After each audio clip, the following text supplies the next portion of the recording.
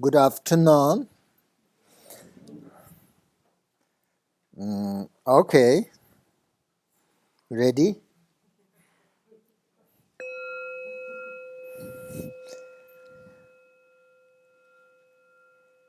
Sound meditation.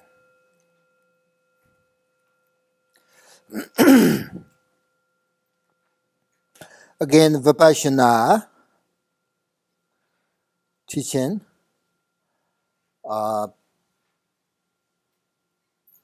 So there are many different methods of teachings, practice Vipashyana. And this time we are talking the Vipashyana dzogchen point of view, right? That Vipashyana. There are many different Vipashyanas. But the most profound method is dzogchen practice in the view. So we're talking about the qualities of the Rigpa, the nature of mind. And we talked two different qualities, uncompounded and self-arising. So I'm going to continue and finish that, the qualities of Rigpa, the nature of mind. So third qualities is we called infinite vastness, which means spacious openness. Why is it spacious and infinite? Because again, we can never find the edge of Rigpa or the borderline of our true nature.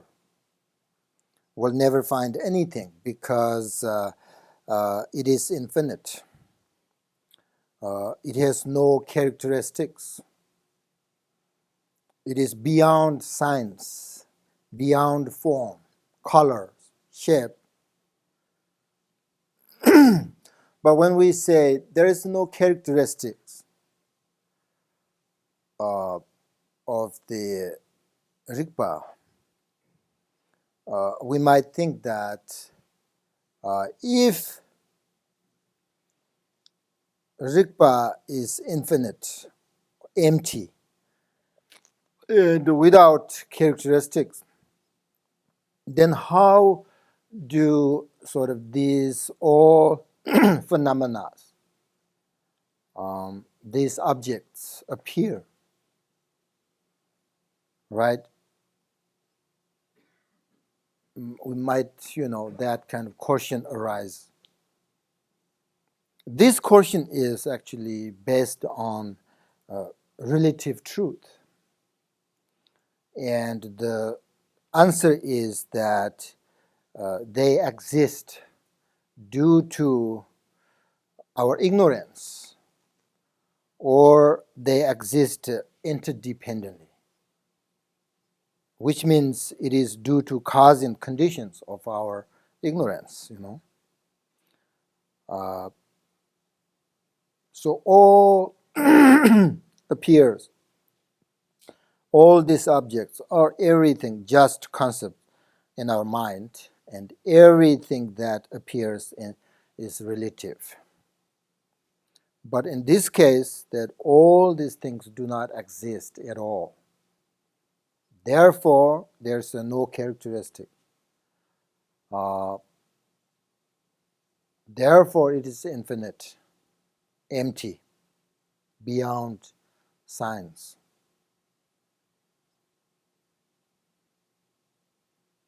Go beyond. Transcending wisdom mantra.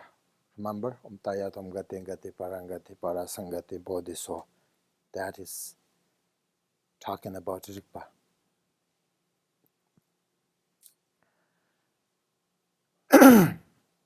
And another is this Rigpa is actually indescribable or inexpressible. Why is the nature of mind indescribable? It is because in order to describe something, we need to use the words, right? The words are actually limitations made by dualistic sort of conceptual thoughts. So since we are talking about something that beyond uh, duality, there is nothing to explain.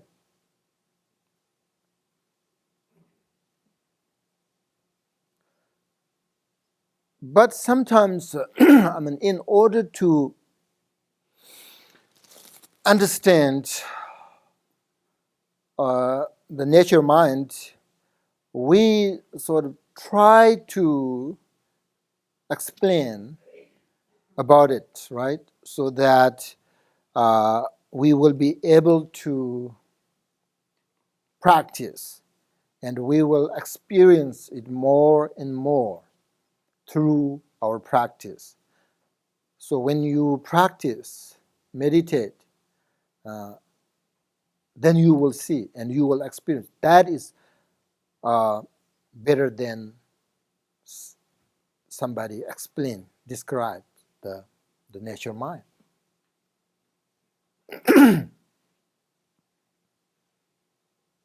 Uh, Many times, in the sutras and tantras, they always say this is how we explain the nature mind, but it's not actually completely because we can't. It's beyond science. We can't use the words. The words are actually from our mind, which is kind of dualistic thinking. We can't use that words for explanation of the nature mind. And another thing, this Rigpa is beyond the levels of samsara and nirvana. This means that samsara and nirvana is interdependent each other. We have samsara, therefore we have nirvana, the liberation, right? As you know, samsara is the result of wrong point of view and always changing and causes us not to recognize this true nature of our mind. Right? As long as we are in samsara and samsaric thinking and samsara controls us, then we have no realization.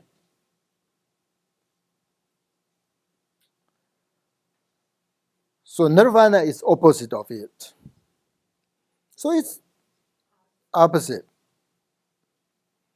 It's just another creation of the duality mind. So in this basic nature, even the name samsara and nirvana do not exist.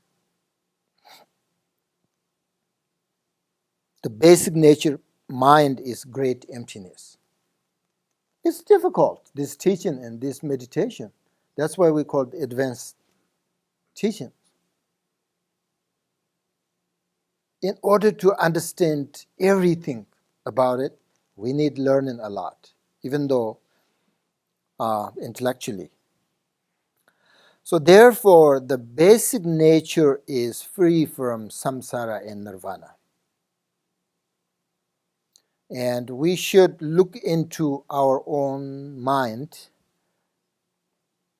and then ask ourselves, Is this true or not?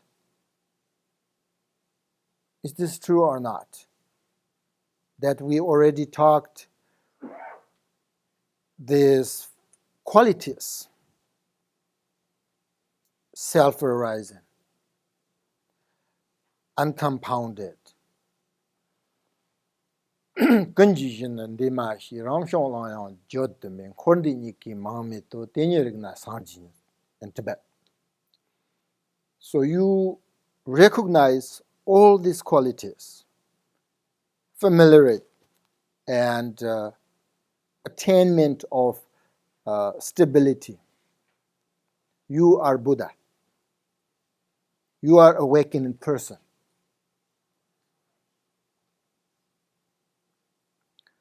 So we should try to, practice and then investigate our mind. Try to see and experience the true nature. Is it really true or not? Is it really this qualities? It has these qualities, infinite, vastness, beyond science and samsara and nirvana. Think about it. Try to bring clear and understanding into our mind. And then relax. Yeah. I'm confused. I know. Interdependence, on the wheel of interdependence. That's a samsara. That's some, Yeah, how we come back. so there's no nirvana in that at all. Okay. I'm not confused. Separate from appearance. Appearance? Emptiness is form, form is emptiness. Is separate from form? The combination. Which is a little confusing. Yes, Rigpa is the nature mind. Appearance is relative objects. The nature of relative objects' appearance is emptiness. It is Rigpa.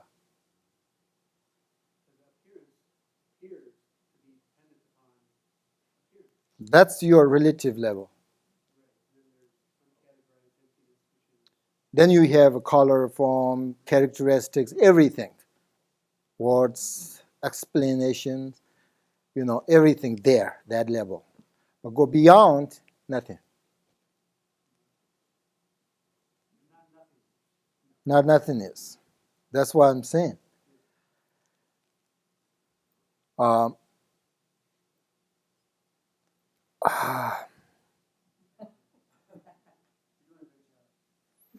right. Through I think practice in order to recognize this.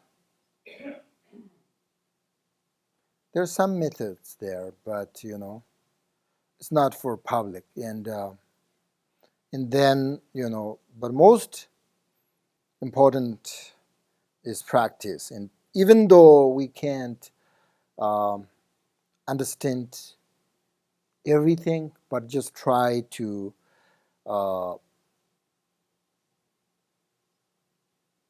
brain our mind and look deeply, then relax. We will see it if you do that. That's why the heart says form is emptiness.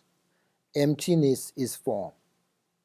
It's difficult to understand when we say that, what that means. Form is emptiness. Form is emptiness. If I say that, no, you say no, form is not emptiness. Right? Form I can touch, I can use. It's impermanent.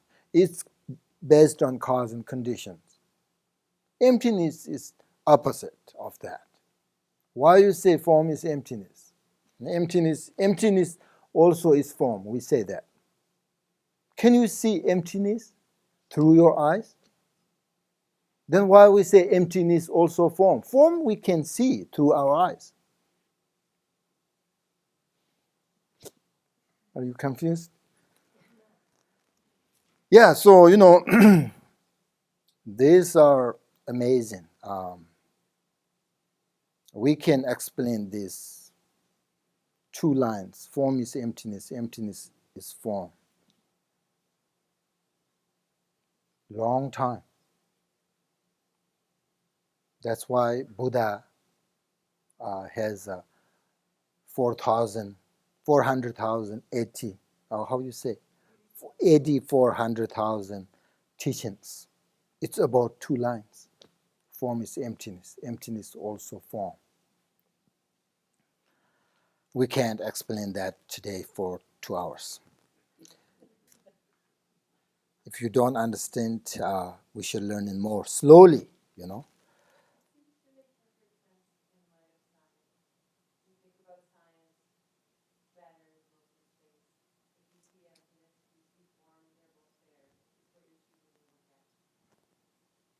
Good, I think maybe good.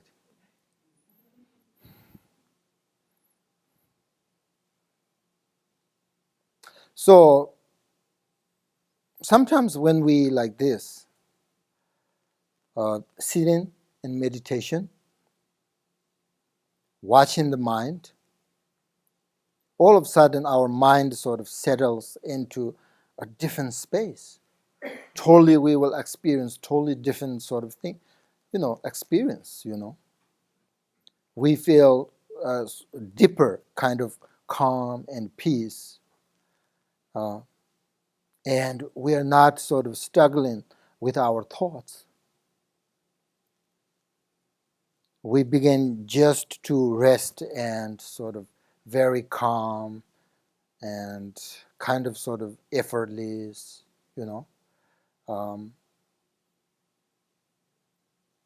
We may not experience the true nature of mind yet, but you can see when you start meditate, you can see the benefits. This is part of something I can say that, part of our nature. When you meditate, and that's very true, very calm and no thoughts, and everything is all right, We are not there yet, but we are sort of, try to control. So it is also insight, right? Insight meditation. When you experience this, do you experience that? Yeah, very calm, peaceful, and sometimes awareness there, and no thoughts, makes your mind very calm. This is not nature mind, even, but inside, I can say, inside meditation, nature mind is much, much, much deeper than that. But these are good, So we will see the benefit of the inside meditation. Even the preliminary, this is kind of preliminary process, So when we recognize the non-conceptual awareness or the self-awareness or clarity, it is completely free from the emotions. If we continually work with this nature, every one of us can reach enlightenment. And we'll see the nature mind, and we're coming back to our original state, which is the nature mind, Because we all have this Buddha nature. We call this Buddha nature. Nagarjuna, great scholar, teacher, says that, for example, if a stone contains a gold, okay, then no matter how long and how hard we work to find the gold, we will get gold.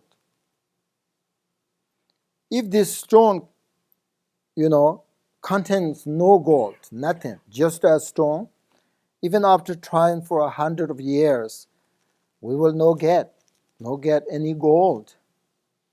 Similarly, if we don't have this Buddha nature, then no matter how long or how much we tried, we would never develop and change. But since we do have this nature, enlightenment, the seed, we can improve. We become enlightened. We should not look for this sort of nature mind outside sort of different sort of directions, We should look inwardly to our mind's nature and relax in that. So to practice with this, one important thing is never forget to start by developing bodhicitta and expressing our devotion and respect to the Buddha, Dharma, and the lineage without hesitation. Follow their instructions. Then, if you can, relax in the nature mind and open your heart.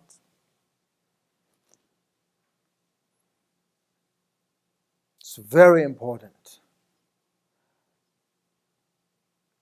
That is the meditation. It will bring us the realization.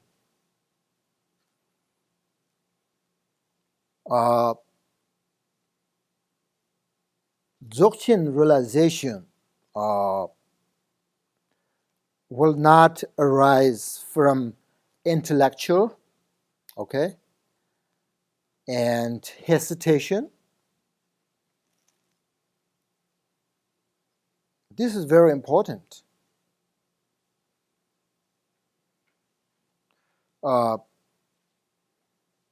Maybe I will tell you something that is important to understand in order to practice the dzogchen, this Vipashyana.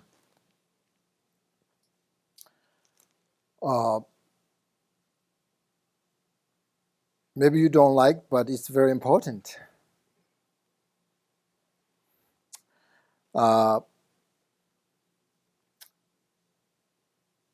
Dzogchen is, this realization, right? This realization we call dzogchen. So the dzogchen realization will not arise someone who is not believe cause and karma. Maybe you don't like this. Past and future life, Someone who doesn't believe the lineage, no faith, no devotion. Why?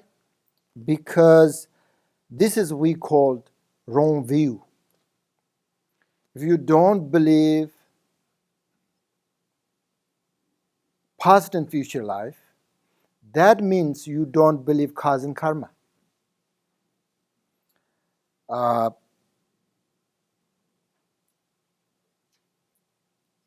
That means wrong view, misunderstanding. No reason, maybe some reason, but no good reason.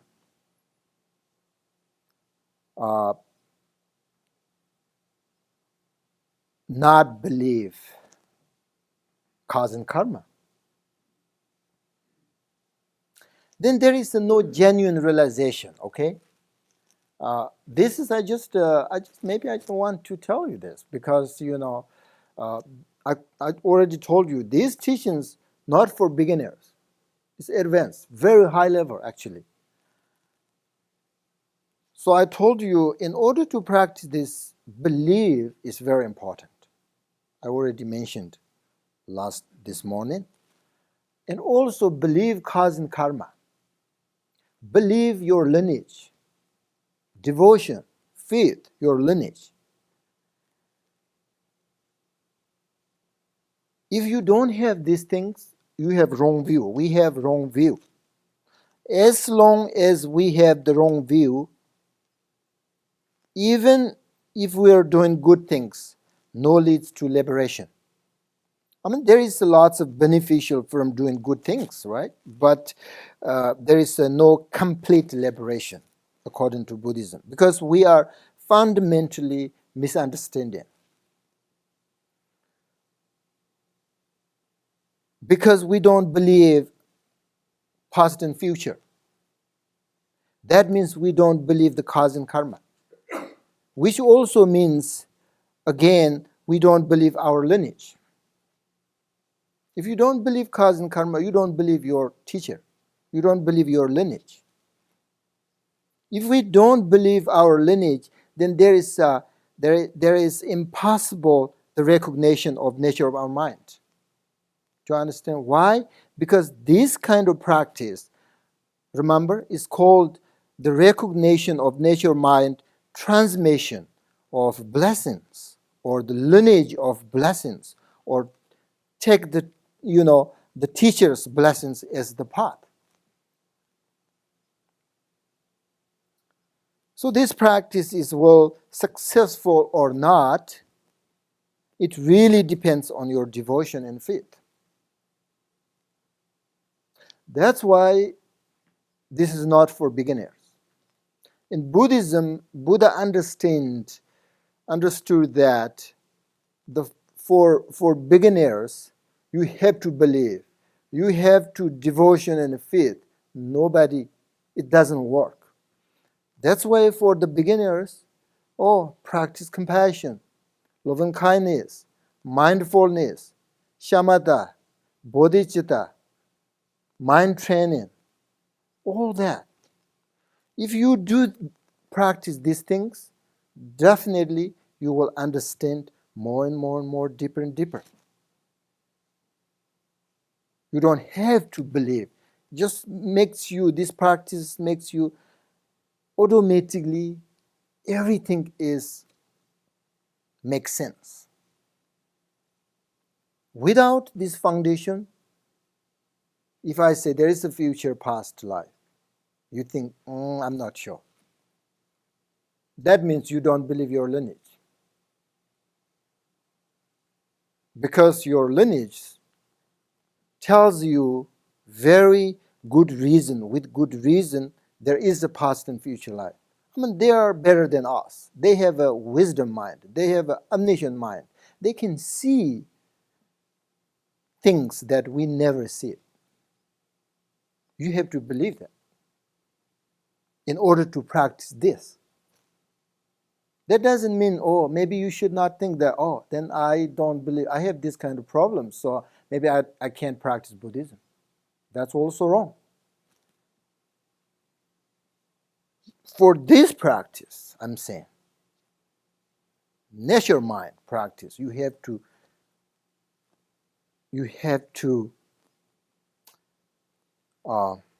understand all this. Other things, no problem. For thoughts that change your mind, bodhicitta, compassion, you don't have to believe past and future life. You don't have to believe cause and karma. You just think about, I want happiness. So do you. There's no reason to believe cause and karma, believe past and future life. You just see it. I want happiness, so you do. You also have happiness. So why I harm you? So that's a bodhicitta, right? So it's easy. But dzogchen practice, not like that. Much more. So I don't know you are ready to practice this or not. If you are not ready, that doesn't mean you can't. So therefore, to enter the path of dzogchen, the correct view is the foundation. The dzogchen realization is arise with correct view, not wrong view. That's why, as you know, the oral instructions of dzogchen and the methods are very secret. Why you think is it secret? It is not because dzogchen has some problems or fault that must be hidden. No. But if it is not sort of keep secret, this teaching from disciples of sort of less capacity, they might turn to sort of, another mistaken, path because of understanding it. Therefore, it is called secret teaching. This is secret teaching. This is not public teaching, actually. That's why these days the teachers come and teach all these things, but it's not really not supposed to be, because this is individual teachings, and student investigate the teacher, teacher student investigate student, both ready, then there are more these teachings, they're ready, and then we have lots of more teachings, secret teaching there. Vajrayana, which is there are lots of secret teaching. That's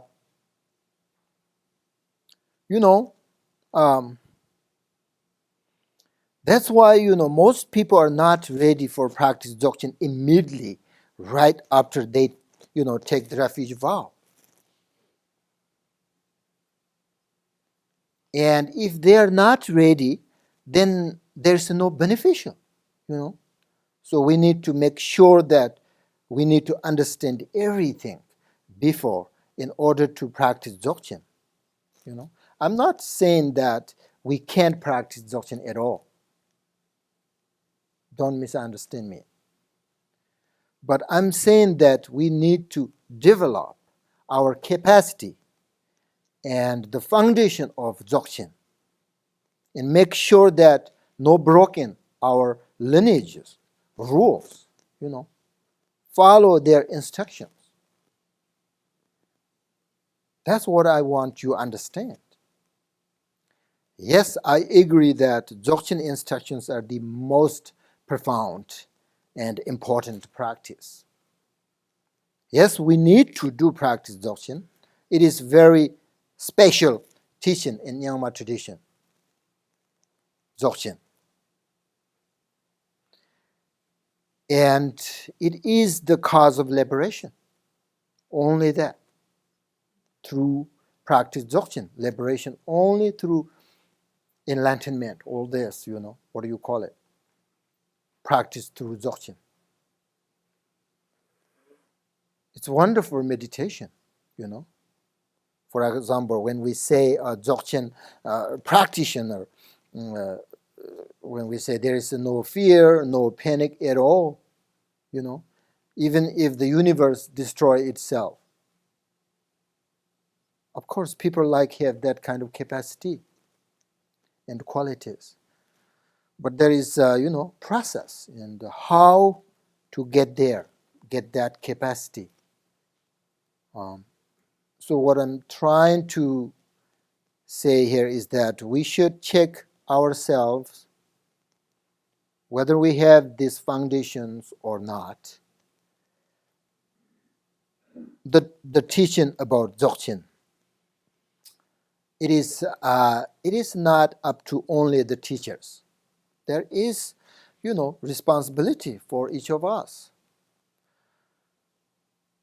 So if you check yourself and you are ready, then you're ready. Teachers can't say you're not ready. You know yourself better than me. If you really check yourself and if you are ready, then you're ready. Otherwise, if you're not ready, don't push yourself because it makes you confused and makes you no sense, makes you stop your practice, makes you, It's dangerous, Uh, so we need to take the responsibility, And if someone practices dzogchen without belief in their lineage and not much devotion, then there is no genuine realization for sure. Yeah. I was taught, or my path got me up to the point of getting ready to take the Vipashyana path. At that time, I was told that I needed to make, the same teachings or the same commitment that you're talking about for Dzogchen, to my Vipashyana teachers. So is that just another step along the way? Well, there are different, different teachers, different lineages, different rules. Uh, I'm talking and I follow my lineage, I respect everything, all the lineages, how they teach. But almost same, all the lineages, the rule, uh, almost same. There's nothing really different. You know how to drive in Minneapolis. You know how to drive in California. Same. I got a hard time getting my license. Same rules. You follow Karjid. You follow Gelugpa. You follow Sarcha Nyangma. Almost same. Um, that's why Karjit always say, you don't have to investigate teacher and student if like, Marba and Mularipa. There is a strong karmic connection, then you're ready. Same thing. Otherwise, you have to investigate and you have to have good foundations. I think everything's almost same, I think you really sort of, in order to practice dzogchen, the lineage is so important. This is the instruction. My instructions come from my teacher. My teachers come from the instructions. So go back to the Buddha. You never broken these instructions. So important. So you have to respect that and believe what the instruction says, So we need to understand the lineage. So sometimes a difficult lineage, right? Believe and understand the lineage. So difficult.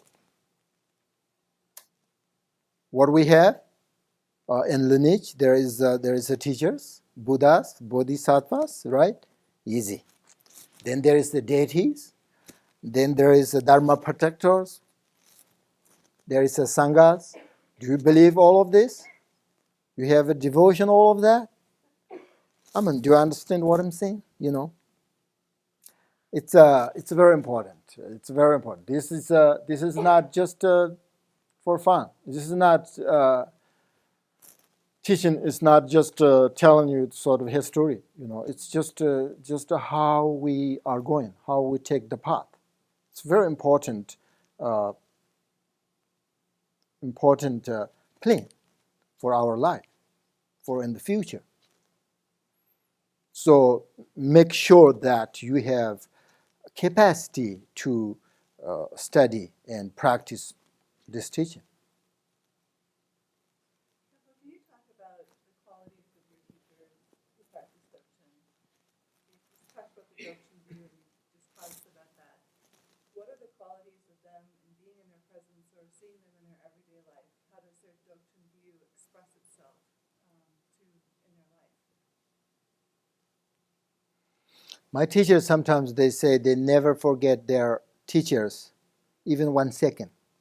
Can you believe that? I can do it. Amazing. That means they're always practicing their nature mind. There is the outer teaching, outer teacher, inner teacher, secret teacher. Outer teacher, somebody is physically show you with compassion and give you the instructions.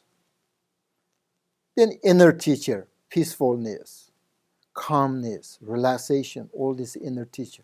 Secret teacher, nature mind. right? So that's what we call three kayas too. The nature mind is dharmakaya.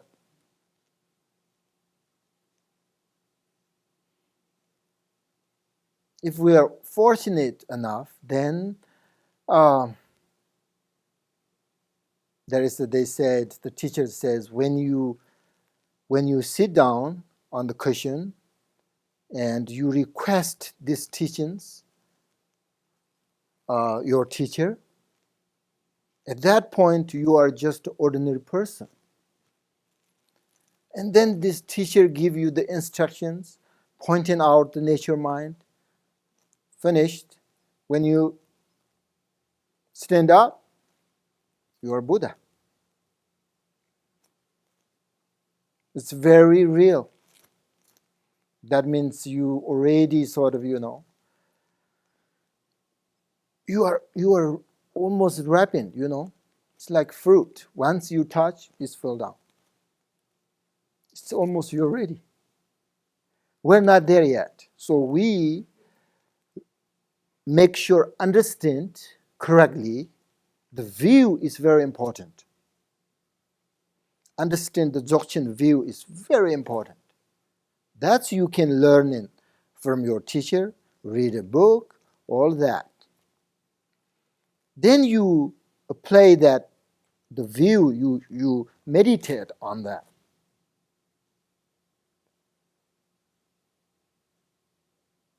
And, remember your teacher's qualities. Devotion, faith. Maybe you think, okay, Buddhism also talk about this belief in faith and devotion. That is a little bit different than usual. This belief in devotion, faith, it's from your understanding, right? Not blind sort of devotion or faith. So do you understand what I'm saying?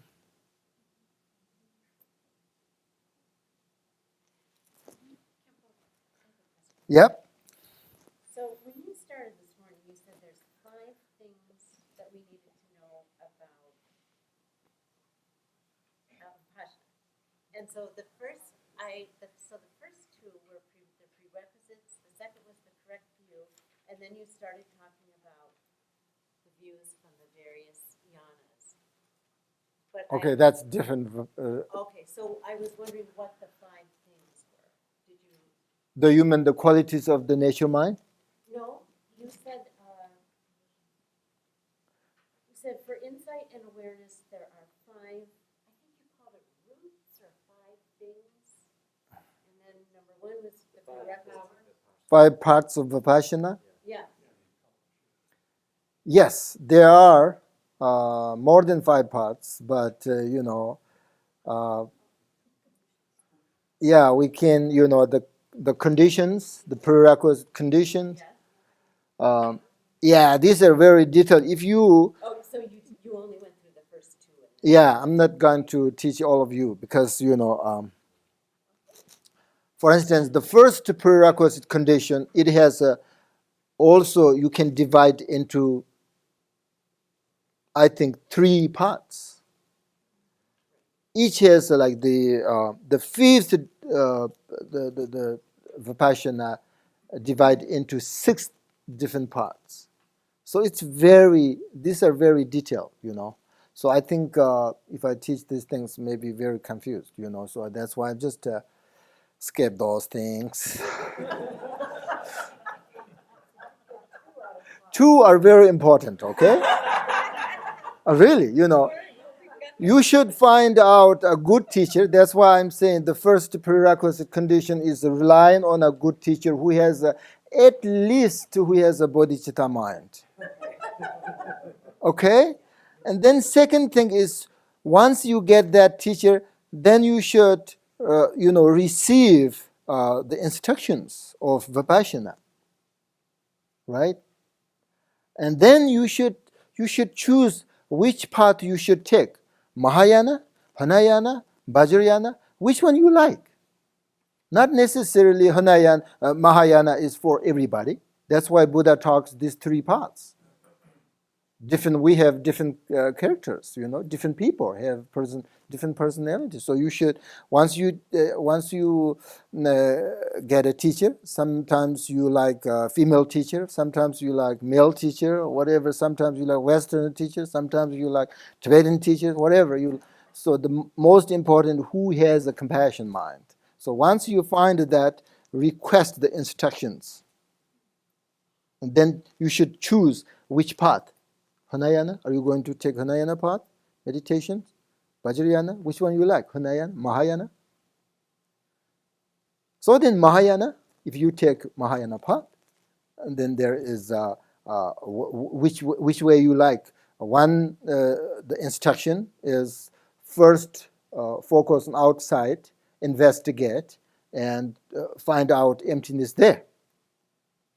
And another Mahayana path is not first focus on outside object, but inside, about the mind. Understand the nature of mind, the clarity, the awareness, the emptiness, all that. And then meditate on that. So there are many ways. So that's why first time, you should make your decision. And this decision is so important in your life and for others. Now, The challenge here is we don't know anything to begin with. see, that's why I'm here, teach. And you are here learning. It doesn't mean we all here are ready to practice this teaching. Some are, yes, you are, some are maybe not. Because you don't know me very well. I don't know you very well, right? So there is no strong connection. In order to teach and practice this teaching, it's very necessary relationship between student and teacher. Very, very strong connection. Very important. So that's why just today we are here. That's why the first time I said I'm going to teach you basic, teaching about Vipashyana, not in detail. So that you can learn in something, and you can then investigate, right? It's true or not. If it's true, you have to believe. You think this is true. Then no matter what, you have to believe. And then you have to practice. Why not? If you think this is true and this is right, and then why not? You practice. So it's up to you, right? It's up to you. You are most people are really nice. Think about this kind of teachings. Very important teaching. Very important. I'm not so sure we will get enlightenment during this lifetime. Maybe you can, maybe you can't. It depends your diligence, But if you have a strong connection and good karma, then your future life will get in more. Better, So that sort of habitual tendency or good karma goes into your alaya. Alaya goes to next life, not the other consciousness. Only alaya goes there. So this habitual tendency, the karmic connection goes the alaya right now, and then that helps next to your life. So that's why we're here talking. Now, meditation, okay? This will be, okay, 10 minutes. Now, first of all, there is a little bit visualization this time.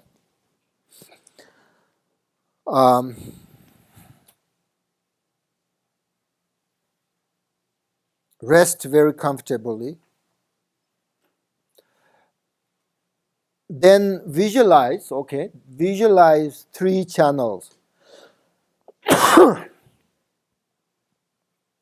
We've done this many times, but this meditation is perfect much because this is Vajrayana meditation. So visualize 3 channels in our body: the left, right channels start at our nostrils and circle around the top of our eyes,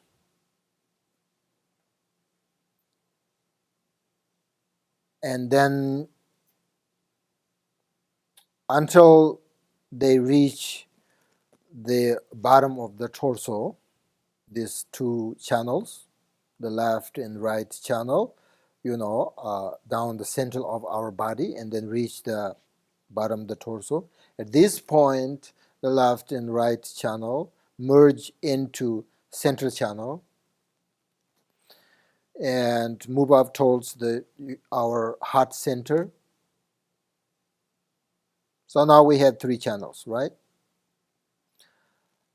Once you visualize that, now start by breathing in, visualizing our breath moving into the left and right channels. And when our breath move up our heart center, now let your mind and the breath dissolve into the space. And we should look deeply into our own mind at this point. That's all. First, we will see that it is kind of empty, right? When we look deeply into our mind, it is kind of empty. And then continually, remain in that space, training in that. And sometimes, we do this, we will experience sort of different things. Sometimes there is a sort of feeling, of being happy or sad, angry, or jealous. Sometimes feels very clear without sort of thoughts, So, however, when we look into what the mind really is, it will sort of directly sort of perceive its true nature. So, do this visualization, as many as you want, and then relax, Breathe in, and then, your breath goes in 2 channels, left and right channel, continually, and then your breath goes up, heart center, and then relax in that space. You will see the true nature in there. So you can practice this many times if you want, or maybe if you don't want, just first, few times visualize 3 channels and do that, and then after that you just relax and meditate on the mind. Understand? All right, good. 10 minutes.